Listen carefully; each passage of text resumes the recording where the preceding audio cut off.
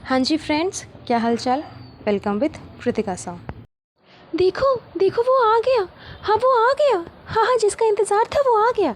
जी हाँ गाइस, दीपिका के जो फादर है जिनका इंतज़ार सबको था वो फाइनली आ गए हैं। ऐसा दीपिका मैडम ने कहा है, ऐसा हम नहीं कह रहे हैं। ऐसा दीपिका मैडम ने अपने व्लॉग में कहा है कि नानू आए थे, नानू आ करके बता रहे हैं कि जो बेबी है रूहान है वो टोटली अपने फादर के ऊपर गए। लेकिन नानू आए जानते हो कैसे? नानू आए मिस्टर इंडिया बन करके, ऐसे जैसे उनको किसी ने देखा ही नहीं। किसी के व्लॉग में वो नज़र नहीं आए। वैसे तो जनाब ने अभी व्लॉग डाला नहीं है, लेकिन हाँ मैडम के व्लॉग में वो नज़र नहीं आए। अभी नानू को लेकर के काफ़ी ज़्यादा बातें हो रही थी, काफ़ी ज़्यादा क्वेश्चनिंग हो रही थी मैडम साहिबा से, इसीलिए उसने जिक्र कर दिया कि हाँ नानू आ गए हैं। लेकिन नानू कहीं पर भी नज़र नहीं आई। ये अपने व्लॉग में अजूनी का 1 ईयर कंप्लीट होने का सेलिब्रेशन मना रही थी। केक कटिंग, हेन तेन, बलून, फलाना ढिमकाना सब हो रहा था। लेकिन केक कटिंग तो खैर इसने दिखाई नहीं, क्योंकि जनाब के एक्सप्रेशन से ही साफ समझ में आ रहा था कि हाँ भैया उसे अभी सब चीज़ों की आदत हो गई है। हर छोटे छोटे ओकेजन पे कुछ मतलब कुछ नहीं भी हो, ओकेजन तो फिर भी हो गया, अगर कुछ नहीं भी हो फिर भी केक कटिंग, बलून, फलाना ढिमकाना ये करना दीपिका की आदत है, क्योंकि इसके पास में कोई कंटेंट रहता नहीं। दीपिका की क्या पूरा इब्राहिम फैमिली की आदत है, क्योंकि विदाउट कंटेंट कुछ ना कुछ तो दिखाना ही है ना। अब क्या ही दिखाएंगे, कुछ तो कंटेंट चाहिए। तो बस फालतू की चीज़ें करने के लिए कि हाँ कुछ करना नहीं है तो बस केक काट लो, कभी कुछ कभी कुछ, कभी फलाना लगा दिए, कभी ढिमकाना लगा दिए, कभी कोई रीज़न करके केक कटिंग कर दिया। तो जनाब के एक्सप्रेशन से तो साफ समझ में आ रहा था कि उसे कोई फ़र्क खास पड़ नहीं रहा है कि हाँ ठीक है, कर रही है, नहीं कर रही है, जो कर रही है ठीक कर रही है, समझ में आ गया। ये तो खैर इनके घर की कहानी थी। और लेकिन मैडम साहिबा के लिए तो ये बहुत बड़ा ओकेजन था। अपने जनाब को स्पेशल फील कराने का एक नया तरीका, एक नया पैतरा उसने आजमाया था।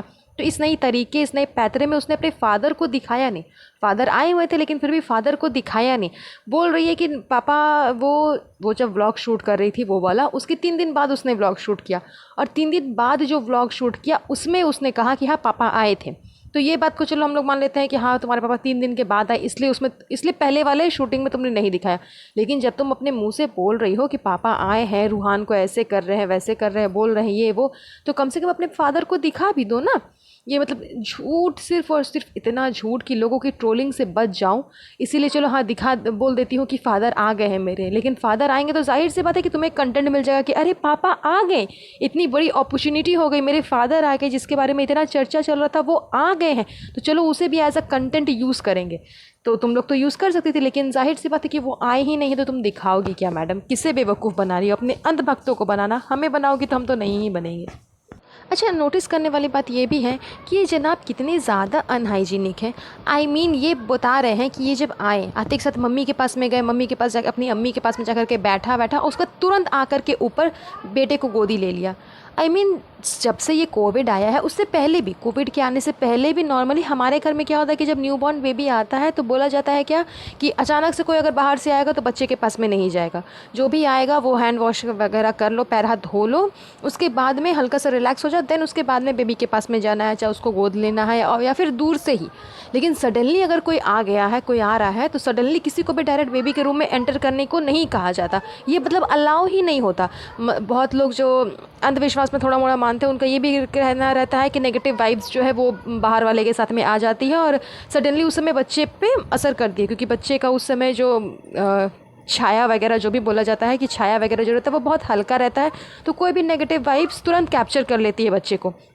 तो ये सब अलाउ नहीं होता। लेकिन यहाँ जरा आए और आते के साथ बच्चे को गोदी ले लिया, ना हाथ धोना ना और कुछ करना, चुम्मा चाटी सब उसके साथ में कर रहे हैं। तुम्हें ज़रा से भी इन लोगों को फिक्र नहीं है बच्ची को हेल्थ को लेकर के कि हाँ बच्चे का हेल्थ क्या है। अभी मैडम साहिबा के व्लॉग में साफ नज़र आ रहा है, 1-2 क्लिप में नज़र आ रहा था, बेबी का हाथ वगैरह पैर वगैरह साफ देखने से समझ आ रहा था कि हाँ बच्चा प्री मेच्योर है।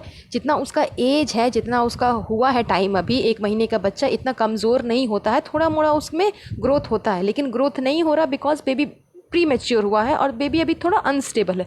फिर भी इन लोगों को ये भी हल्का सा भी ये नहीं है कि हाँ मेरा बच्चा अनस्टेबल है, अभी उतना मैच्योर नहीं है और जिस हिसाब से एज है उस हिसाब से उसका बॉडी रिकवर नहीं कर रहा है, तो मैं थोड़ा सावधानी बरतूँ, सावधान रहूँ, अपने बच्चे के प्रति केयर करूँ ना। और मैडम क्या कर रही है, बढ़िया घर, जो साफ़ सुथरा घर मिला था एकदम शांति वाला, उसको छोड़ कर कंस्ट्रक्शन साइट वाले घर पर आ गई कि हाँ धूल मिट्टी ठक ठुक वाला घर पे रहेंगे, लेकिन भैया किसी का एहसान नहीं लेंगे, क्योंकि इसे तो महानता हासिल करना है।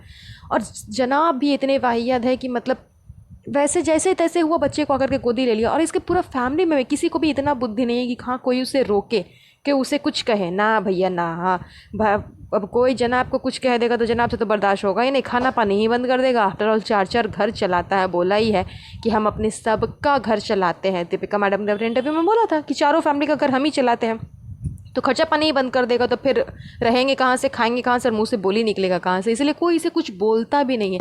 लेकिन हद है, ऐसे पेरेंट्स कभी देखे नहीं आज तक जिसे अपने बच्चे की हेल्थ की फिक्र नहीं है। सिर्फ प्यार बांटिए, खुश रहिए, परिवार को प्यार करिए, प्यार बांटिए, खुश रहिए। ये सब सिर्फ ड्रामा है, एज अ डायलॉग रट्टा मार रहा है इस डायलॉग को। बाद बाकी इन लोगों को रियलिटी में ये लोग ये चीज़ फॉलो नहीं करते। एक और बात नोटिस करने वाली है मिल्क के बारे में। दीपिका मैडम क्या करती है, अपना ब्रेस्ट फीडिंग जो है वो बेबी रूहान को तो कराती है।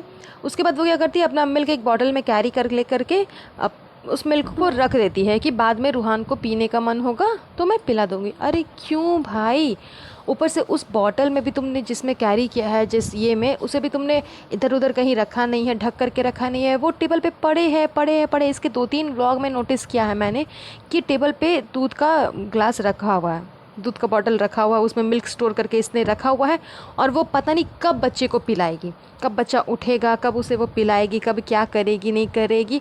क्यों, मान लिया कि तुम्हारा सी सेक्शन हुआ है, सी सेक्शन के टाइम पर बच्चे को बाहर का दूध दिया जाता है क्योंकि माँ पिला नहीं पाती। लेकिन तुम तो सुपर वुमेन हो, तुम तो हॉस्पिटल में ही उसे ब्रेस्ट फीडिंग कराना स्टार्ट कर दी थी। और अभी घर पे तो तुम आराम से उसके साथ में रहती हो, तुम तो उसे जब भूख लगेगा तब तुम उसके साथ में ब्रेस्ट फीडिंग करा सकती हो। तो फिर बॉटल में कैरी कर करके अलग से रखना ताकि बाद में कभी उसे पिलाएंगे, वो कितना ख़राब करेगा बच्चे के हेल्थ के लिए, कितना ख़राबी होगा वो तुम्हें पता नहीं है। ऐसे तो लंबा लंबा लेक्चर मारेगी, मुझे प्रेगनेंसी के बारे में सब पता है, डिलीवरी के बारे में सब पता है। अभी इसने कहा भी था कि मैं बहुत जल्द एक पूरा डिटेल व्लॉग लेकर के आऊँगी जिसमें मैं आप लोगों के साथ में अपने एक्सपीरियंसेस शेयर करूँगी, मेरे delivery experience, pregnancy experience, delivery और प्रेगनेंसी वाले एक्सपीरियंस तो इसने शेयर कर ही चुका था, 5 पन्नों का भाषण दिया ही था। अभी जो रूटीन इसका चल रहा है, बेबी होने के बाद का जो रूटीन है, वो एक्सपीरियंस ये अपने शेयर करोगी। तो ये है तुम्हारी वाहियात एक्सपीरियंस कि तुम बच्चे को रखा हुआ दूध पिलाती हो, वो भी कब का रखा हुआ दूध, कब तुम पिला रही हो उसे। वो बच्चे की हेल्थ के लिए कितना ज़्यादा खराबी करेगा, कितना ज़्यादा अनहाइजीनिक होगा। लेकिन नहीं, इसके ब्लॉग में मैंने नोटिस किया है 2-3 ब्लॉग में कि टेबल पे दूध रखा हुआ है, स्टार्टिंग से लेकर एंड तक वो रखा हुआ ही है।